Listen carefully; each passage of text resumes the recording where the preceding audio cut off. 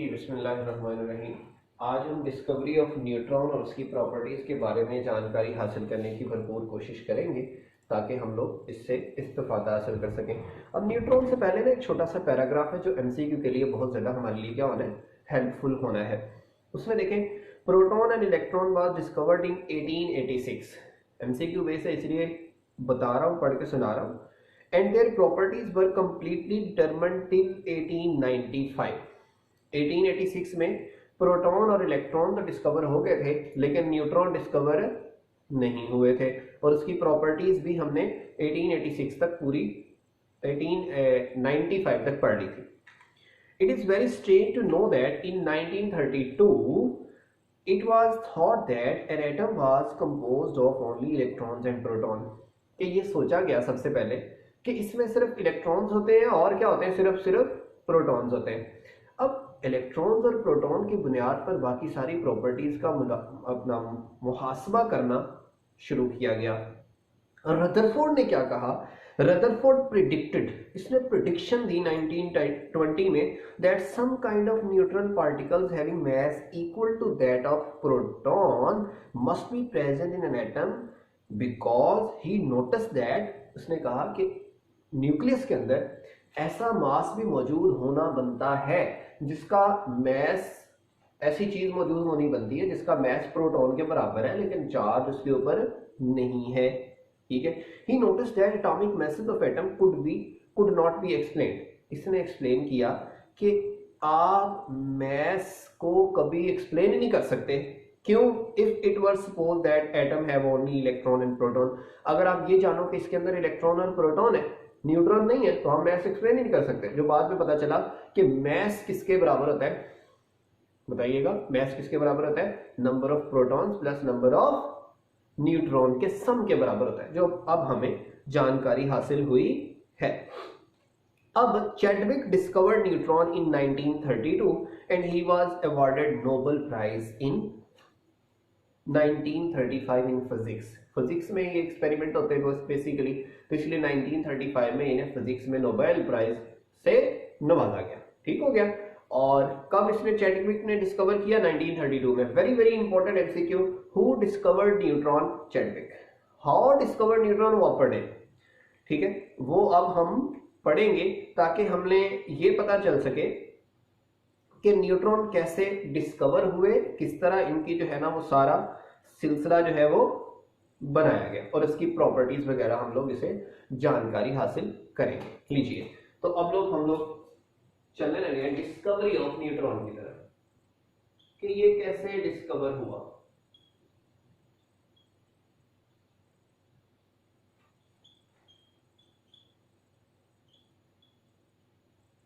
Discovery of neutron.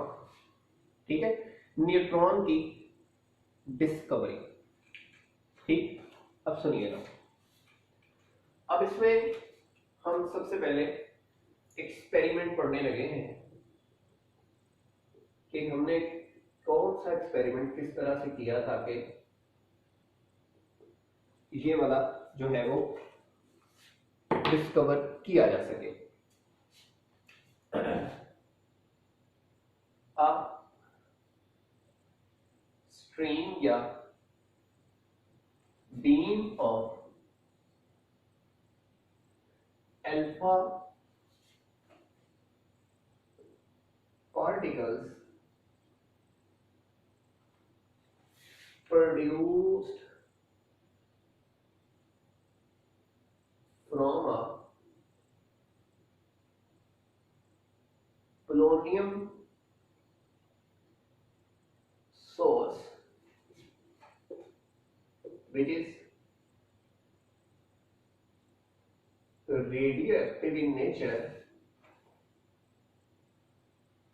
is fallen on beryllium foil। Beryllium क्या होता है? बेरिलियम 49, एटॉमिक नंबर 4 और मास नंबर 9 वाला। Then it was noticed that, ये अमल जहन में जहन नशीन किया गया, क्या some penetrating radiations are produced which show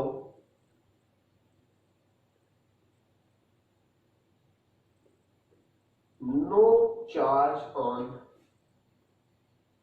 detector, जो डिटेक्टर पे कोई चार्ज नहीं रखती,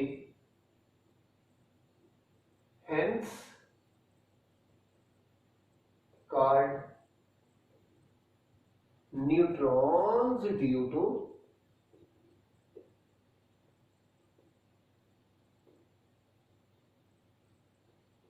न्यूट्रल नेचर। इन्हें क्या कहा गया? न्यूट्रॉन्स कहा गया। किस वजह से? न्यूट्रल नेचर की वजह से। ठीक है, तो क्या हमारे पास एक चीज आई कि बेरिलियम फॉयल पर हमने क्या मारे हैं? अल्फा पार्टिकल्स बम्बार किए। अल्फा पार्टिकल जब बम्बार किए तो वो कहां से प्रोड्यूस हुए? पोलोनियम से। और पोलोनियम क्या है? रेडियो एक्टिव है। अल्फा बीटा गामा रेज तीनों निकालता है, उसमें से अल्फा रेज हमारे काम की है, वो कहां पे हमने मारी है? बेरिलियम पर। जब बेरिलियम पर मारी है तो हमें सम पेनिट्रेटिंग रेडिएशंस के जो असर कर रही थी कि इसमें से कुछ निकला है, जिसमें से कोई घुस रहा है, कोई उसका इनर्शिया फील हो रहा है, कोई दबाव फील हो रहा है। ठीक है, तो प्रोड्यूस हुई जिसके ऊपर कोई चार्ज नहीं है, जिसके ऊपर कोई चार्ज नहीं है। चार्ज ना होने की वजह से इन्हें क्या कहा गया? न्यूट्रॉन्स, यानी कि न्यूट्रल पार्टिकल्स हैं, इस वजह से हमने क्या कहा? न्यूट्रॉन्स कहा गया। सही है, अब सुनिएगा। Beryllium foil change into carbon due to reaction caused by nuclear rearrangement, कि न्यूक्लियस उसमें रीअरेंज हो रहा है। न्यूक्लियस उसमें क्या हो रहा है? रीअरेंज हो रहा है। तो जब ये रीअरेंज होगा, दोबारा सेटिंग वेटिंग होगी इसकी, तो दोबारा सेटिंग वेटिंग होने से वो नया न्यूक्लियस बन रहा है। इसको बड़ा इंपॉर्टेंटली समझना है। ठीक है, इक्वेशन कर लेते हैं, फिर हम डायग्राम कर लेते हैं। ये रीअरेंजमेंट रिएक्शन है, ना कि जो है ना वो न्यूक्लियर फिशन वगैरह रिएक्शन है। Beryllium foil change into carbon due to reaction caused by nuclear rearrangement and emission of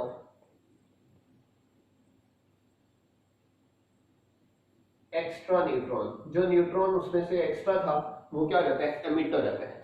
क्या हो जाता है? एमिट हो जाता है। मसलन ये देखिएगा, बेरिलियम पर मैंने अल्फा पार्टिकल मारे। ये जो अल्फा पार्टिकल होते हैं ये हीलियम के न्यूक्लियाई होते हैं। आप सबको पता है हीलियम क्या होता है? 2 4, और बेरिलियम क्या होता है? 4 9। बेरिलियम क्या होता है? 4 9।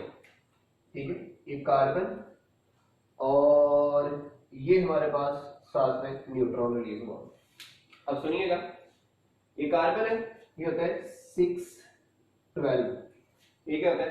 6 12, 4 + 2 6, 9 + 4 13 होते हैं। इसका मतलब 12 है। यहाँ पे ये 13 करने के लिए यहाँ 1 वाला पार्टिकल निकला, क्योंकि ये जो नीचे होते हैं ये प्रोटॉन्स की तादाद होती है ना, तो प्रोटॉन्स तो बराबर है 2 और 4। इसका मतलब इसके ऊपर कोई प्लस का चार्ज वाकया नहीं है।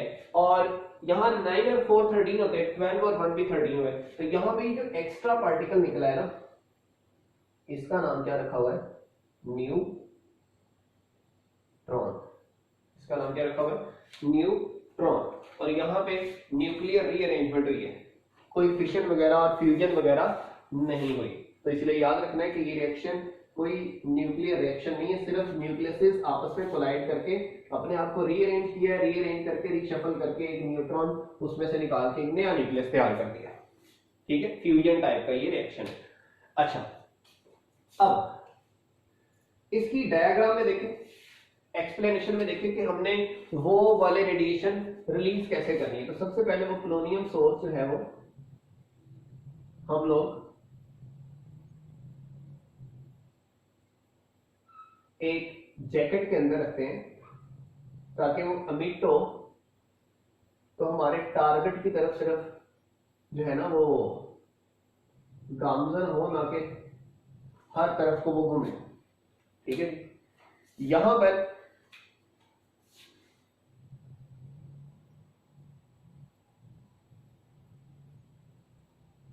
ये एक बेरिलियम की फॉयल थी। ठीक है, और लास्ट पर हमारे पास एक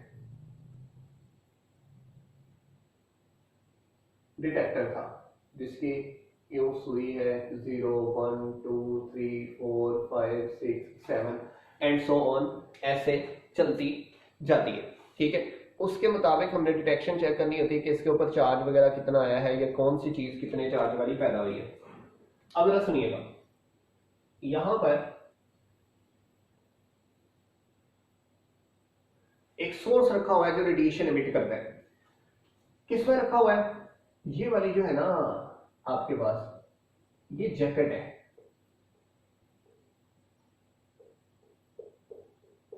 इसे हम लोग कहते हैं, ये है ग्रेफाइट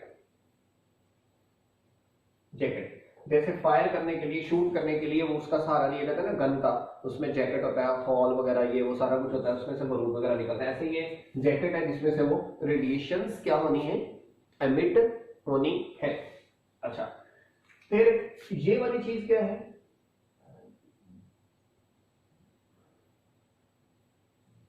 पोलोनियम सोर्स। ठीक है, पोलोनियम सोर्स है, रेडियोएक्टिव सोर्स है। ठीक है, यहां पे ये वाली जो है ना हमारे पास, हम लोग कह लें कि ये फॉयल है किसकी, बेरिलियम की। ठीक है जी, ये बेरिलियम की फॉयल है।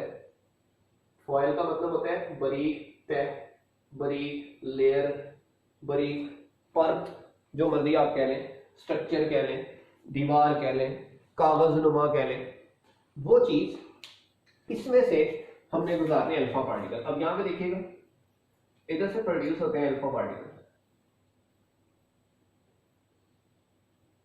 अब अल्फा पार्टिकल हीलियम में 2 प्रोटॉन है ना, इस वजह से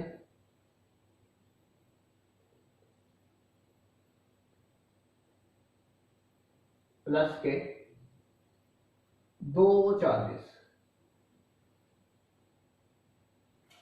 प्लस के 2 चार्जेस। देखो यहां पे, यहां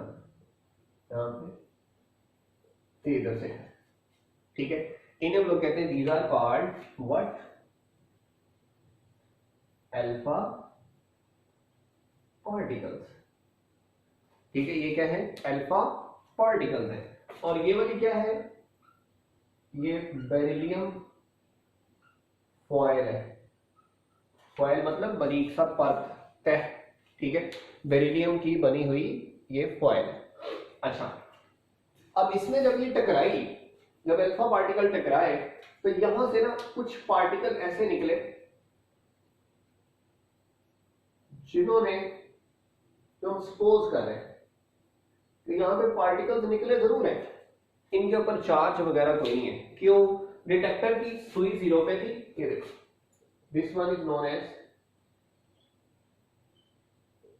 डिटेक्टर। डिटेक्टर की सुई 0 पे थी, वो 0 पे रही, इसका मतलब वो हिली नहीं है यहां से। तो इसका मतलब यहां से कुछ ऐसी रेडिएशन निकली है जिसके ऊपर चार्ज नहीं है, लेकिन उसका इनर्शिया है। वो फील हो रहा है कि यहाँ पे जैसे कोई वजन पड़ता है ना रेडिएशन का, जैसे कोई दबाव आता है, हम कह रहे हैं यहाँ पे कोई दबाव आ रहा है, इधर से कुछ निकल रहा है, कुछ लग रहा है, कुछ स्ट्राइक कर रही है चीज, लेकिन वो स्ट्राइकिंग वाली हमने कहा कि इसके ऊपर चार्ज नहीं है, तो इन्हें हमने क्या कहा, these are called neutrons, these are called neutrons. ठीक है, तो चार्ज डिटेक्टर पर इन्होंने कोई अपनी डिटेक्शन शो नहीं की, जिस वजह से हमने कहा कि ये वाले चार्जलेस पार्टिकल है। लो भाई, यहां तक थी डिस्कवरी ऑफ न्यूट्रॉन, जो कि शॉर्ट क्वेश्चन में भी आती है, लॉन्ग क्वेश्चन में भी आती है। सिंपल सा रिएक्शन है कि बेरिलियम पर अल्फा पार्टिकल बम्बार करवाएंगे, कार्बन में कन्वर्ट हो जाएगा और साथ में क्या रिलीज कर देगा, एक एक्स्ट्रा न्यूट्रॉन रिलीज कर देगा। ठीक है, अच्छा अब यहां पे देखें,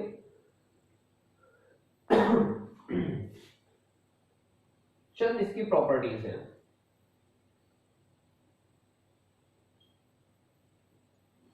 हमने इनकी प्रॉपर्टीज देखनी है कि जैसे न्यूट्रॉन अपना इलेक्ट्रॉन और प्रोटॉन की प्रॉपर्टीज देखी थी ना, उसके ऊपर चार्ज है वगैरह वगैरह, ऐसे ही इसके ऊपर चार्ज नहीं है या क्या चक्कर है, वो सारी चीजें हमने इसकी सीखनी है। सबसे पहले पहली प्रॉपर्टी पढ़े, इसका DK,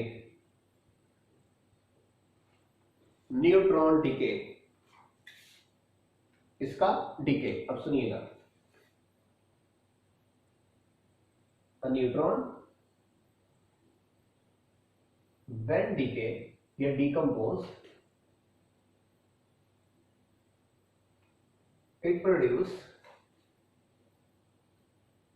a proton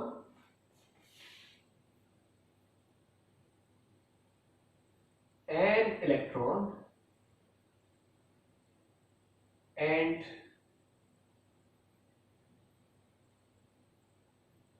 neutrino.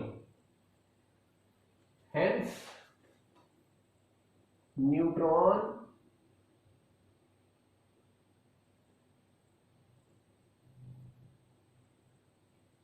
is greater than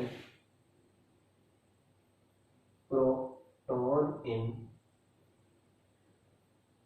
Saigon mass. इससे ये कंफर्म हो जाता है। देखो कि एक न्यूट्रॉन टूटता है, कितनी चीजें बनाता है, 3 चीजें। जरा सुनिएगा कैसे टूटता है।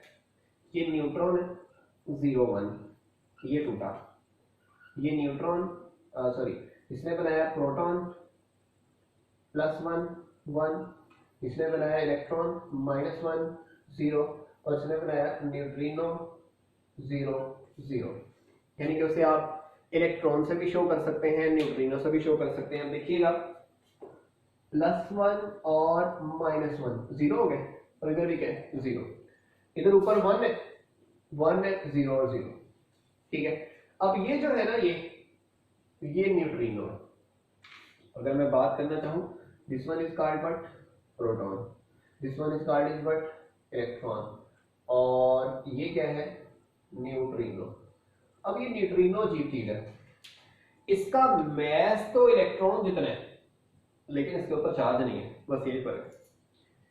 तो क्या मैं कह सकता हूँ एक न्यूट्रॉन के अंदर प्रोटॉन भी है, इलेक्ट्रॉन भी है और न्यूट्रिनो भी है। इसका मतलब 1 neutron is greater than proton, क्योंकि ये 3 मिलकर एक बन रहा है। इसका मतलब कि एक इन सबसे क्या है 1 1 करके सबसे बहुत ग्रेटर है। इसलिए कभी कहना हो ना तो 1836 टाइम कहते हैं प्रोटॉन से ग्रेटर है इलेक्ट्रॉन, लेकिन 1840 टाइम कहते होते हैं न्यूट्रॉन से ग्रेटर है। 1840 टाइम किससे कहते होते हैं, न्यूट्रॉन से ग्रेटर है। अब ये जो न्यूट्रिनो है इसके बारे में थोड़ी सी इंफॉर्मेशन आप ले लें। ये पार्टिकल भी है, ये रेडिएशन भी है। ये पार्टिकल भी है और ये रेडिएशन भी है। ये पार्टिकल कब है,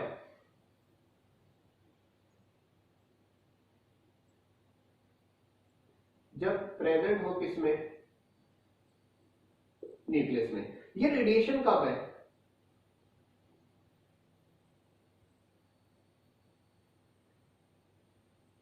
एमिटेड हो कहां से, एटम से। तो जब ये न्यूक्लियस के अंदर मौजूद होगा तो इसे पार्टिकल कहते हैं, और जब ये एमिट होता है तो इसे हम रेडिएशन कहते हैं। और जब एमिट होता है तो इसे कहते हैं कि गैमा रेज में एमिट हो रहा है। अभी ये मैं रिएक्शन में साबित भी करूंगा, अभी मैं ये रिएक्शंस में साबित भी करूंगा कि गैमा रेज इसे किस लिहाज से कह रहे हैं और कब ये गैमा रेज एमिट होती हैं, ठीक है, वो इसी की प्रॉपर्टीज का हिस्सा है। सही है, तो यहां तक ये समझ हमने न्यूट्रॉन, प्रोटॉन, इलेक्ट्रॉन और न्यूट्रिनो निकालता है। ये न्यूट्रिनो चार्जलेस पार्टिकल है having mass equal two electron. एक बात इसकी होगी, फिर हमने कहते हैं इसकी दो नेचर है। अगर ये न्यूक्लियस के अंदर है तो हम कहते हैं ये पार्टिकल है, यानी कि neutron is made up of electron, proton and neutrino particle. लेकिन अगर ये एमिट होता है, क्योंकि इसका तो चार्ज मास है ही, चार्ज भी नहीं है, तो ये गैमा रेज की फॉर्म में जाता है। ठीक है, तो जो गैमा रेज होती है ना, वो असल में ये होती है, वो असल में ये होती है, क्योंकि पॉजिटिव वाली अल्फा पार्टिकल बना देती हैं, नेगेटिव वाली बीटा रेज बना देती है, गैमा भी तो किसी शक्ल में जानी है ना। तो असल में वो जो रेडियो एक्टिविटी होती है ना, वो रेडियो एक्टिव जो भी एलिमेंट होता है, जैसे पोलोनियम रेडियो एक्टिव सोर्स है, वो असल में ये काम कर रहा है, तभी तो वो अपना रेडिएशन रिलीज कर रहा है। सही हो गया ना। तो उसमें डिके ऑफ न्यूट्रॉन होता है, तभी रेडिएशन पॉसिबल होती है बननी। सही हो गया। ये थी पहली प्रॉपर्टी, उससे हमें ये साबित हुआ कि इसके डिके से ये किसमें कन्वर्ट होता है। फिर दूसरी प्रॉपर्टी आप कर लें, आयोनाइजेशन। ठीक है, तो हम कहते हैं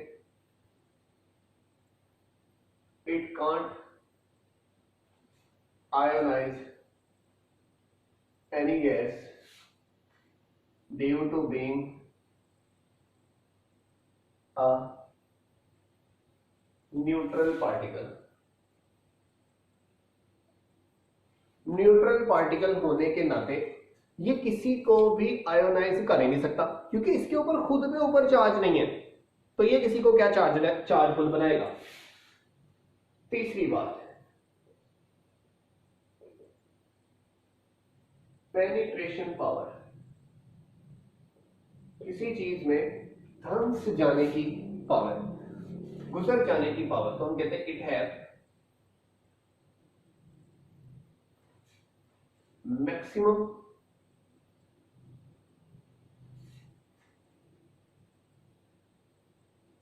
पेनिट्रेशन पावर। इसकी पेनिट्रेशन पावर क्या होती है, मैक्सिमम होती है, बिकॉज ऑफ न्यूट्रल नेचर। देखो ना, इसके ऊपर चार्ज ही कोई नहीं है। जब चार्ज ही कोई नहीं है तो ये क्या करता है, ना कोई इससे कोई छेड़ता है, ना ये किसी से छिड़ता है, नहीं, neither it is repelled by anything, neither it is attracted by anything. तो ना इसमें कोई अट्रैक्शन होने के चांसेस है, ना इसमें कोई रिपल्शन होने के चांसेस है। इस वजह से सिंपल सी बात मैं कह रहा हूं कि ना अट्रैक्शन होगी, ना क्या होगी, रिपल्शन होगी। तो इस वजह से ये जितना धंसना चाहे, जितना जितना दूर तक इनर्शिया इसका खत्म नहीं होता, वहां तक ये पेनिट्रेट करेगा और मैक्सिमम पेनिट्रेशन पावर होगी। ठीक है, तो यहां पे पेनिट्रेशन में ये सबसे आगे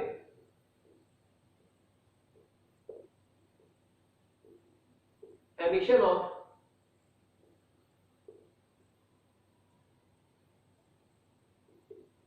प्रोटॉन, एमिशन ऑफ प्रोटॉन। ठीक है, तो ये प्रोटॉन एमिट करवाता है ना। अब ना देखिएगा प्रोटॉन कैसे एमिट करवाता है। It emit high speed protons from water, paraffins, paraffins किन्हें कहते हैं, अल्केन्स को, सेलुलोज, etc। ये इन सारों में से हाई स्पीड क्या करवाता है, एमिट करवाता है, या ऐसे कह लें नॉकआउट करवाता है, या दूसरा अल्फाज हम लोग यूज कर सकते हैं कि ये क्या करवाता है, नॉकआउट करवाता है, बाहर निकलवाता है। तो बाहर ये निकलवाना, नॉकआउट करवाना, कहां से, वाटर से भी निकलवा सकता है, पैराफिन से भी निकलवा सकता है, और सेलुलोज से भी निकलवा सकता है। अब energy of neutron,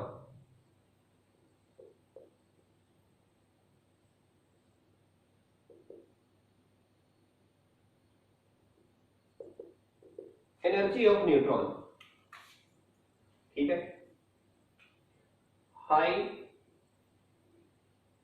energy neutron have 1.2 mega electron volt energy and low speed neutron have only 1 electron volt energy। एक बार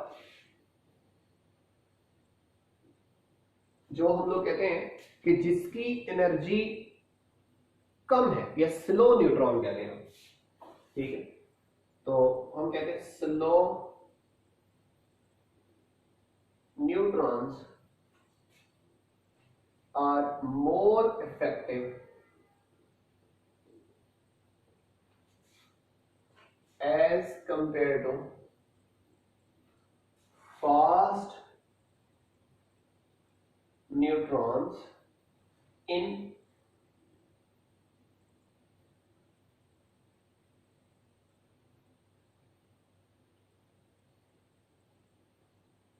फिशन पर्पस,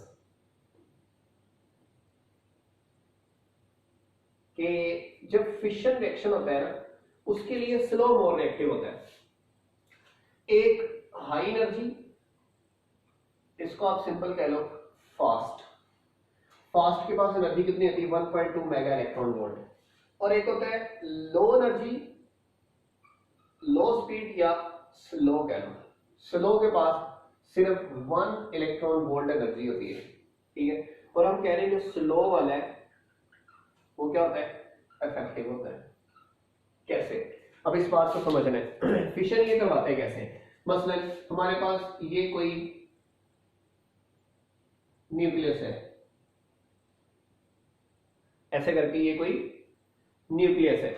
अब सुनिएगा जरा, समझो, ये न्यूट्रॉन है, ठीक है, ये टक्कर मारता है इधर, ये भी आगे से न्यूट्रॉन है, क्योंकि एक न्यूट्रॉन फिर प्रोटॉन फिर न्यूट्रॉन फिर प्रोटॉन फिर न्यूट्रॉन फिर प्रोटॉन की सैंडविच की तरह होता है, ठीक है, ताकि दोनों प्रोटॉन के दरमियान एक न्यूट्रॉन और दोनों की रिपल्शन क्या हो सके, कैंसिल आउट हो सके, तभी तो ये जिंदा रहते हैं। अगर तो ये फास्ट है तो ये करवा देगा रिप्लेस, और अगर ये स्लो है तो ये करेगा मिसप्लेस। अब दोनों में से काम क्या करेगा, देखिएगा जरा, सुनिएगा। अगर ये फास्ट है तो ये आएगा, ये इसे निकलवा देगा और खुद अपनी जगह ले लेगा। जब खुद उसकी जगह ले लिया तो न्यूक्लियस को कोई फर्क नहीं पड़ा, तो हम कहते फिर इफेक्टिव ही हुआ, इस फास्ट का इफेक्ट ही नहीं हुआ, ये फिशन काज करेगा ही नहीं। स्लो ने क्या करना है, इसने आगे से टक्कर मार के तो निकलवाना नहीं है, यानी कि ये जगह में ये एडजस्ट है ना, ऐसे ये मार्कर पड़े हुए, तो इसने जस्ट इसको अपनी जगह से थोड़ा सा डिसलोकेट करना है। जब ये थोड़ा सा डिसलोकेट करेगा तो ये आमने सामने आ जाएंगे। जब ये आमने सामने आएंगे तो जाहिर बात है ये दोनों आमने सामने आने वाले क्या है, प्रोटॉन्स हैं, तो ये दोनों क्या करेंगे, रिपेल करेंगे। जब ये दोनों रिपेल करेंगे तो न्यूक्लियस दो हिस्सों में क्या हो जाएगा, डिवाइड। तो इसलिए स्लो न्यूट्रॉन आके इसे थोड़ा सा आगे फैलता है, थोड़ा सा धकेलता है, थोड़ा सा धकेलता है, तो जगह उसकी किसकी, पॉजिटिव पॉजिटिव सामने आया, रिपल्शन एक फिशन हो गया। इस वजह से जो स्लो न्यूट्रॉन है वो मिसप्लेस करेगा और फिशन करवाएगा, फास्ट वाला नहीं करवाएगा। सही है। फिर नेक्स्ट है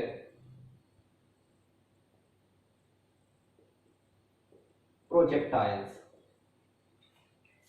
प्रोजेक्टाइल इसे कहते हैं, तो पहले सुनिए,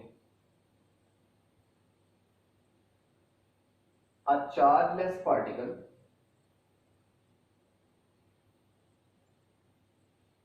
having a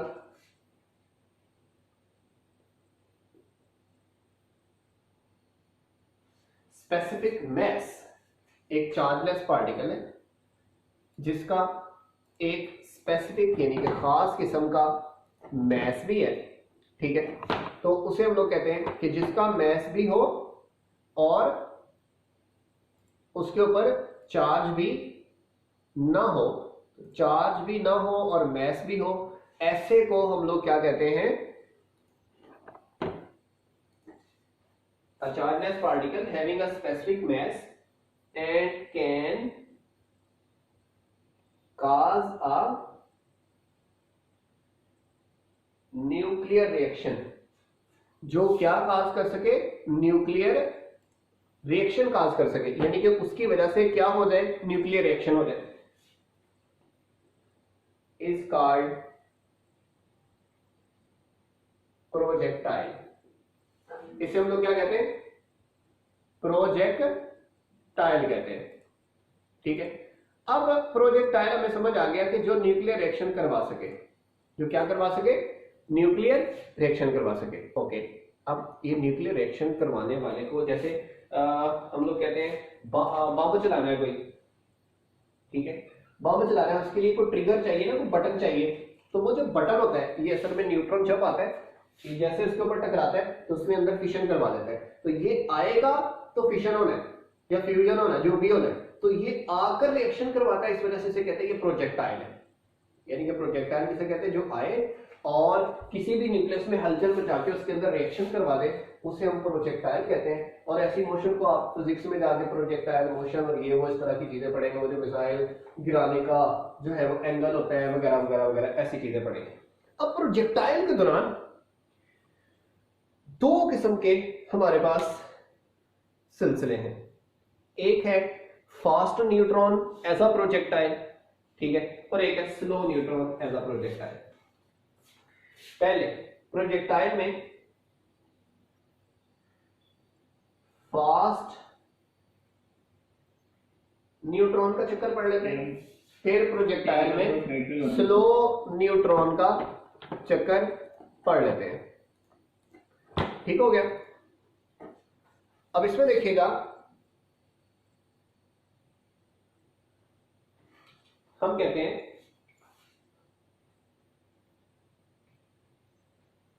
fast neutrons are when fast neutron are when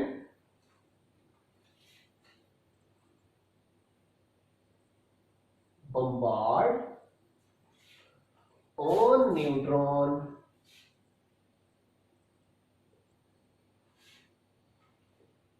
it emit alpha rays। ये क्या रिलीज करते हैं, अल्फा रेडिएशन रिलीज करते हैं, अल्फा पार्टिकल रिलीज करते हैं।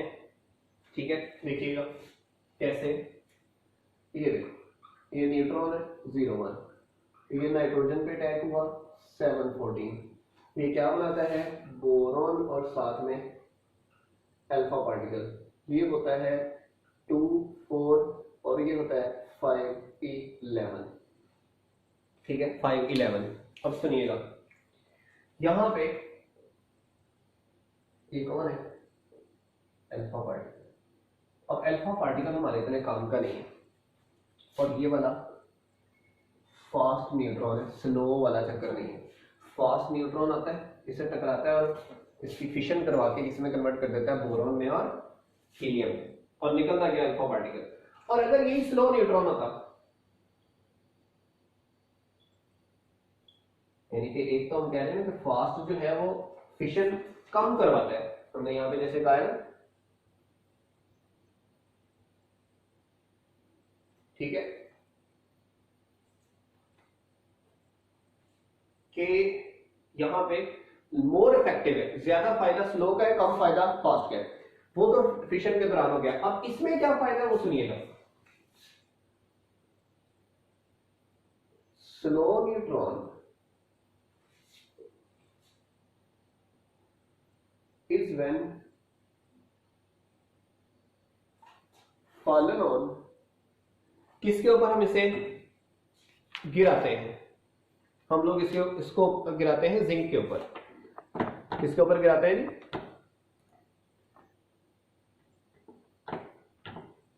जिंक के ऊपर गिराते हैं। ठीक है,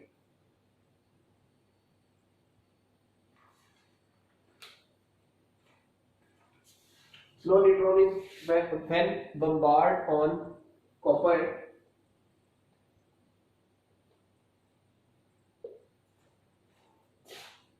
it will decompose to give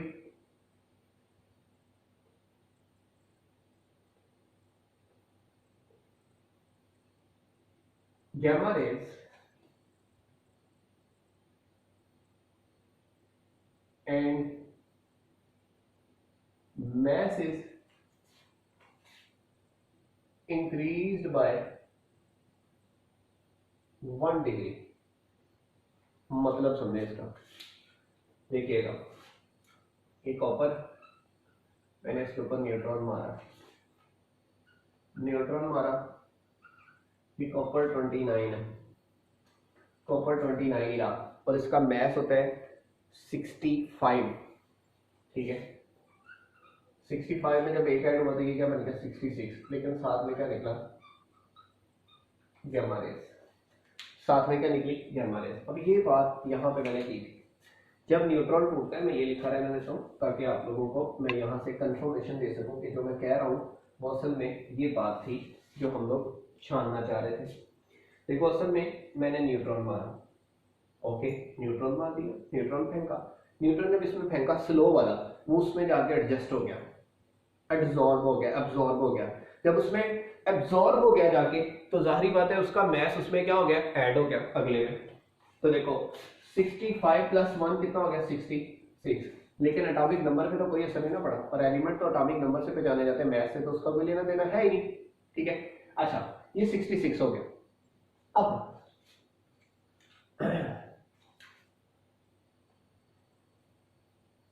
copper by emitting beta rays convert into zinc by the increase of 1 degree atomic number। Atomic number उसका इंक्रीज 1 डिग्री से हो जाता है, तभी तो उसमें कन्वर्ट हो जाता है। अब देखिएगा ये कॉपर था 29 66, ये रीअरेंज होता है, ये बना देता है जिंक 30 और 66 ही रहता है, लेकिन साथ में क्या निकलता है इलेक्ट्रॉन -10, साथ में क्या निकलता है इलेक्ट्रॉन -10। अब ये चक्कर जरा सुनने वाला है कि ये चक्कर हुआ क्या है, जरा ध्यान इधर करना है भाई। इसमें क्या ऐड हुआ था न्यूट्रॉन, मतलब इसमें थे 29 न्यूट्रॉन थे, अगर 65 पे हिसाब लगाए रहे तो 36 थे इसमें, ये 29 थे प्रोटॉन और 36 क्या थे न्यूट्रॉन। 36 में एक आया +1, तो कितने न्यूट्रॉन हो गए 37 हो गए। तवज्जो रखनी है, फिर समझ आएगा। 65 का मतलब क्या है, 29 इसमें प्रोटॉन है और बाकी क्या है न्यूट्रॉन, 29 प्रोटॉन है 36 न्यूट्रॉन है, उसमें एक न्यूट्रॉन इजाफी आ गया, यानी कि 37 न्यूट्रॉन हो गए। अब ये न्यूट्रॉन क्या होना शुरू हो गया, डिके होके सबसे पहले उसने क्या बनाया न्यूट्रिनो। न्यूट्रिनो जब निकली है तो इन द फॉर्म ऑफ किसके निकलनी है, गैमा रेस की। मैंने पहले पीटा आपको कि ये किसकी फॉर्म में निकली है, गैमा रेस में। असल में ये क्या निकल चुका है, न्यूट्रिनो। पहले स्टेप में न्यूट्रिनो निकले, अब दो चीजें रहती हैं, एक प्रोटॉन रहता है और एक इलेक्ट्रॉन रहता है। अब ये वाला जो है, ये वाला डिके होना शुरू हो गया। जब ये डिके होगा तो अब ये क्या करेगा, डिके होकर किसमें कन्वर्ट हो जाएगा, प्रोटॉन में और इलेक्ट्रॉन में। तो जब ये डिके हुआ तो ये यहां पे प्रोटॉन में कन्वर्ट हो गया, यहां से ये निकल गया प्रोटॉन में कन्वर्ट हो गया, यानी कि 36 अपना पहले 37 प्लस 29 66 थे, अब 36 प्लस 30 66 ही रहने, ये उतने रहने। लेकिन ये जो प्रोटॉन है, अगर ऊपर लिखे हुए तो नीचे भी तो लिखते हैं ना, जाहिर बात ऊपर 30 है तो नीचे भी 30 हो गए। जब ये 30 हो गए तो इसका मैस इंक्रीज बाय 1 डिग्री, यानी कि किसमें कन्वर्ट हो गया 30 में, तो मैस बढ़ गया। लेकिन right hand side left hand side की इक्वल होनी है, अगर इधर 29 है इधर भी 29 होना चाहिए, ये 30 -1 का मतलब है ये वाली क्या है, ये बीटा रेस है, मतलब कि ये न्यूट्रॉन किसमें कन्वर्ट हो गया, प्रोटॉन में, ये लिखा हुआ है। दूसरा, ये इसके साथ इलेक्ट्रॉन भी एमिट हुआ, ये लिखा हुआ है, और साथ में न्यूट्रिनो भी एमिट हुआ, ये लिखा हुआ है। सही हो गया।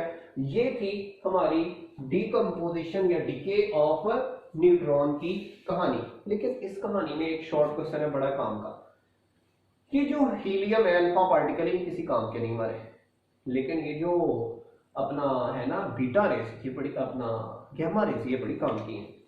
सुनिएगा, fast neutrons are less effective या important as compare to slow one because slow neutrons release gamma rays। slow neutron release gamma rays, ये gamma rays रिलीज करता है which are used for cancer therapy of cells. जो cells की किसके लिए use करते हैं, कैंसर थेरेपी के लिए यूज करते हैं। ठीक है, इसलिए हम कहते हैं ये जो स्लो न्यूट्रॉन है वो कैंसर ट्रीटमेंट के लिए यूज होता है, इस वजह से ये मोर इफेक्टिव है। और फास्ट वाले इतने ज्यादा इफेक्टिव नहीं है। एक तो फास्ट वाले सही से फिशन भी नहीं करवा सकते, न्यूक्लियर रिएक्शन भी नहीं करवा सकते, और दूसरी जो बात है ना जो फास्ट वालों के लिए खराबी है, वो फास्ट वालों के लिए, फास्ट न्यूट्रॉन वालों के लिए ये खराबी है कि वो अल्फा पार्टिकल एमिट करते हैं। अल्फा पार्टिकल तो किसी काम के नहीं, हमारे प्रैक्टिकल लाइफ में बहुत कम इसके यूजेस है, वो भी किसी एक्सपेरिमेंट में आगे यूज होना है। लेकिन जो गैमा रेज है, आपकी जो कैंसर सेल्स है उसके ऊपर जो रेडियोथेरेपी होती है वो गैमा रेज होती है, हाई एनर्जी रेज होती हैं, उन सेल्स को डेड कर देती हैं और फिर उसकी बदले में नए सेल्स बनते हैं। This therapy is used for to treat cancer. इस वजह से neutrons are used for this purpose. Clear? आज हमने पढ़ा डिस्कवरी ऑफ न्यूट्रॉन, उसकी वजह क्या थी, और देन उसका जो है वो एक्सपेरिमेंट कैसे हुआ। देन हमने एक एक प्रॉपर्टी, न्यूट्रॉन डिके हो गया, आयोनाइजेशन हो गया, पेनिट्रेशन पावर हो गया, एमिशन ऑफ प्रोटॉन, एनर्जी के हिसाब से स्लो और फास्ट, और फिर प्रोजेक्टाइल के तौर पे हमने उसकी मोशन पढ़ ली, और देन हमारे पास प्रोजेक्टाइल में स्लो न्यूट्रॉन और फास्ट न्यूट्रॉन का चक्कर था। क्लियर हो गया? तो यहां तक हमारा टॉपिक खत्म हुआ। अल्लाह हाफिज। अगर कोई भी क्वेश्चन हो तो आप लाजमी कीजिएगा। Thank you very much.